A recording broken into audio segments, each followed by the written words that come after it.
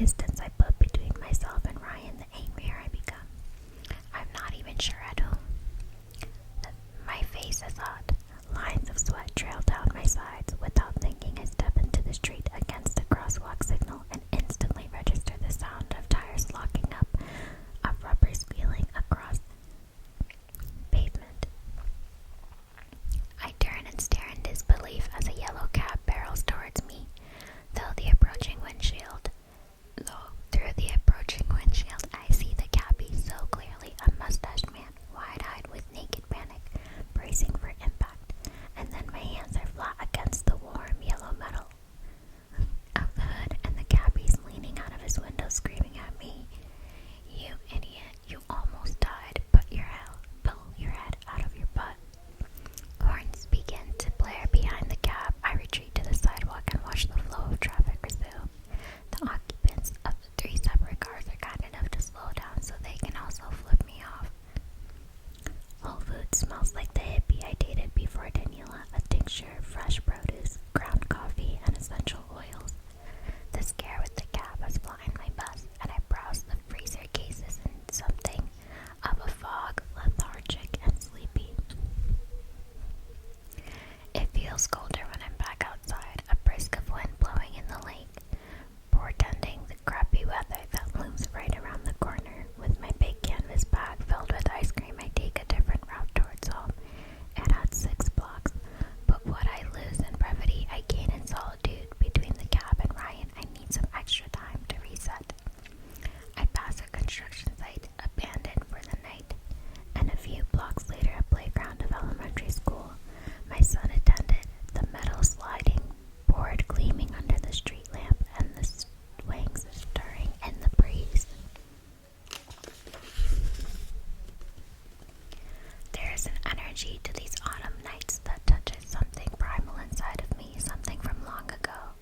From my childhood in western Iowa, I think of the high school football games and the stadium lights blazing down on the players. I smell ripening apples and the sour reek of beer from keg parties in the cornfields. I feel the wind in my face as I ride in the bed of an old pickup truck down a country road at night. Dust swirling red in the taillights, and the entire span of my life yawning out in front of me. It's a beautiful thing about youth. There's a weightlessness that permits everything, so no damning choices have been made, no paths committed to, and the road forking out ahead is pure, unlimited potential. Pure, unlimited potential. I love my life, but I haven't felt that likeness in ages. Autumn nights like this is as close as I get. The cold is beginning to clear my head. It will never be good. Oh, it will be good to be home again. I'm thinking of starting up the gas logs. We've never had a fire before Halloween, but tonight it is so unreasonably cold that after walking a mile in this wind, all I want to do is sit by the heat with Daniela and Charlie and a glass of wine. The street undercuts the E1.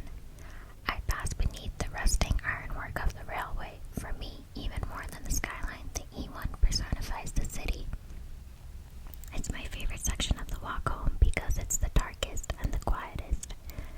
At the moment, no trains inbound, no headlights in either direction, no audible pub noise, nothing but a distant roar of a jet overhead. A final approach into air. Wait, there's something coming. Footfalls on the sidewalk. I glance back. A shadow rushes towards me, a distance between us clogging faster than I can process what's happening. The first thing I see is a face, ghost white, high arching eyebrows, look drawn, red pursed lips, too thin and too perfect. Horrifying eyes, big and pitch black without pupils or irises. The second thing I see is the barrel of a gun, 4 inches away from the end of my nose. The low, raspy voice behind the geisha mask says, "Turn around." I hesitate, too stunned